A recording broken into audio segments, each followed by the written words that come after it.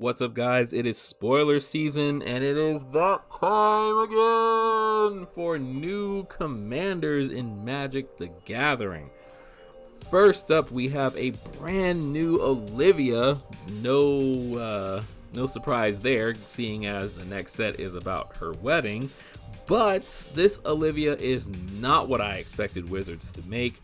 Thank you, Wizards, so much for probably not seeing any of the Twitter messages that I've posted almost every month about how much I hate vampires and Magic the Gathering and how I think that they need to be more aggressive. But also probably for taking in those notations I put in like back in 2017, because I did actually blow up their customer service line. But anyway, getting on. So this new Olivia is pretty freaking amazing, and there's an altered art. So they're also doing a Dracula theme for this set, which seems pretty cool. I really wish that Dracula was on top of a legendary vampire, but you kind of gotta take what you can choose. So I don't know what's going on there, but at least what was it, Count Dracula is covered over Sorin. So they're kind of doing the same thing they did with the Godzilla monsters, where it's Godzilla, but it's on top of a creature that's inside the set. So that should be really cool and really fun. I plan on collecting those whenever I get the money. but this new Olivia and the altered art, which you can see on the screen, they both look pretty cool, and I really love this new effect. So like I said, I'm really loving how this new set has introduced some pretty aggressive vampires and even a new Anjay. So I'm really interested to talk about that one next. But for this video, we're going to focus on Olivia and how awesome this Olivia is. So if you remember my other video, or if you haven't seen Party Vampires, as I was making out a deck for Halloween, I really wanted more aggressive vampires. Of course, this won't be out for Halloween. This will be out in the end of November, but this Olivia has everything that I really want, to be honest, as a commander. So getting into it, Olivia Crimson Bride is a 6-drop commander for a colorless 1 black 1 white legendary creature vampire noble with flying and haste. Whenever Olivia Crimson Bride attacks, return target creature card from your graveyard, to the battlefield tapped and attacking. It gains when you don't control a legendary vampire.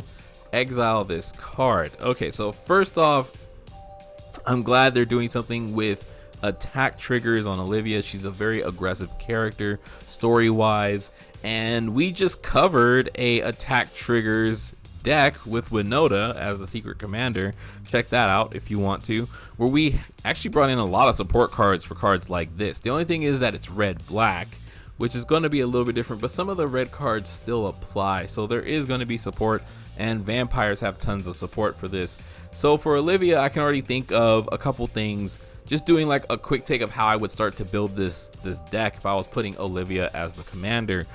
First and foremost, she has an attack trigger. So seeing as she's very similar to what's her name, Alicia that smiles at death, or Alessia, however you want to pronounce it. Alicia or Alessia, who smiles at death, also brings in creatures tapped and attacking. But vampires have this whole side to them where they love to attack. So you have the more aristocratic vampires who like to sacrifice creatures. People lose life, you gain life type of thing whenever a creature dies, or just kind of like life management of you and your opponents. And then there's the more aggressive side of vampires, where they like to attack and get +1 counters, usually when they deal damage to an opponent, or if damage was already dealt to an opponent type of thing. So just thinking off the top of my head, I'm going to cover a couple cards that I think can support this, and I'm going to split it up into some smaller sections to just make this easier to process. So right off the bat, like I said, going with attacking creatures, because this Olivia is very aggressive. So we want to be aggressive. So with Olivia, we have creatures like Drana, which both Dranas are going to be good with this Olivia, but for now we're going to talk about Drana, Liberator of Malakir. Liberator of Malakir is one of those creatures that you're going to want. Plus, she's a legendary vampire. So that's going to keep the creatures on the battlefield from the ones that Olivia brought in from the graveyard. So drawing a Liberator of Malakir is from the old Zendikar block. She is a 3-drop vampire, 1 colorless, 2 black, legendary creature vampire ally. We covered her in the Vampire Party deck video that we did. She has flying, first strike, and whenever Drana Liberator of Malakir deals combat damage to a player, put a +1/+1 counter on each attacking creature you control. So that's already going to be something good, where the creatures that you're going to get back with Olivia are already going to have counters. Well, they're going to get counters on them, just for coming in, attacking, dealing damage. Another creature that's really good for this is Rakish Air, don't know how to pronounce that, which is a 3-drop, 2 colorless, 1 red vampire, which you can see on screen. Whenever a vampire you control deals damage to a player, put a +1/+1 counter on it. So that's a good way to, again, follow the same theme. Plus you have Necropolis Regent, who was recently reprinted. She is a little bit of a higher cost vampire, but along the same lines of the effect. So 3 colorless, 3 black, flying. Whenever a creature you control deals combat damage to a player, put that many +1/+1 counters on it. And the thing about Necropolis Regent is she's really good for this, for making creatures big. So once you start swinging in, because Olivia has haste, she comes in, she's swinging, she's dealing damage, she's going to get plus counters, especially with these creatures on the field, especially with Necropolis Regent. She'll go from a 3 to a 6 and even higher than that. The more counters she gets, the more damage she does, the bigger she's going to get and the faster. Also, a new card that recently came out, if you're looking for something to add to your collection, is Vampire Socialite. Vampire Socialite is a 2-drop vampire, 1 black, 1 red, vampire creature noble with menace. When Vampire Socialite enters the battlefield, if an opponent lost life this turn, put a +1/+1 counter on each vampire you control. As long as an opponent lost life this turn, each other vampire you control enters the battlefield with a +1/+1 counter on it. So her second effect is an effect we've already seen, which is called Bloodthirst. So Vampire Socialite has Bloodthirst 1, which I don't know why they just didn't put Bloodthirst 1 on there instead of writing it all out, but maybe they forgot. I don't know. Maybe they forgot Bloodlust was a thing. Bloodthirst. I don't know if they blood. Anyway, Bloodthirst. Because Bloodthirst, good God, is the same effect, where if you're looking at a creature like Bloodlord of Vosgoth, who is also a good card for this deck. Bloodlord of Vosgoth is a 3-drop, a 5-drop vampire, 3 colorless, 2 black, vampire warrior with Bloodthirst 3. If an opponent was dealt damage this turn, this creature enters the battlefield with 3 +1/+1 counters on it, flying, and whenever you cast a vampire creature, it gains Bloodthirst 3. So having both Vampire Socialite and Bloodlord of Vosgoth on the battlefield gives you Bloodthirst 4, technically, which means your vampires are going to get really big, really fast. And of course, there are other ways to deal damage before, or at least to hit them beforehand, or maybe you want to play them on your second main phase, but at least having Bloodlord Vosgoth and Vampire Socialite on the battlefield will make your creatures bigger when they enter, and plus they're going to get +1 counters on them, which is a great thing. On top of that, we're going to add in one more card that you should probably start getting now if you're interested in this deck, which is Stincia's Masquerade. So Stincia Masquerade is a 3-drop, 2 colorless, 1 red enchantment that says attacking creatures you control have first strike. Whenever a vampire you control deals combat damage to a player, put a +1/+1 counter on it, and it has madness. So like I said, there's a lot of cards that can go in with this. Too bad we can't use a card like Wolfgar to double up these attack triggers, but there are ways to do that. Of course, you want your Panharmonicons and your Stoic Resonators to, double up those effects, and you want cards like Helm of the Host to make more copies of Olivia that are non-legendary, so you can just keep attacking, keep getting those triggers, get your whole graveyard onto the battlefield tapped and attacking, and hopefully have +1 counters on them. But moving into Reanimator, let's talk about the other Drana really quick and what we can do with these two on the field. Alright, so let's talk about Reanimator vampires a little bit. We're only going to talk about 3 cards, just because there's a lot of cards that we could go over, but these 3 I really want to highlight. So the first one is Drana again, but this time we're talking about Drana the Last Blood Chief.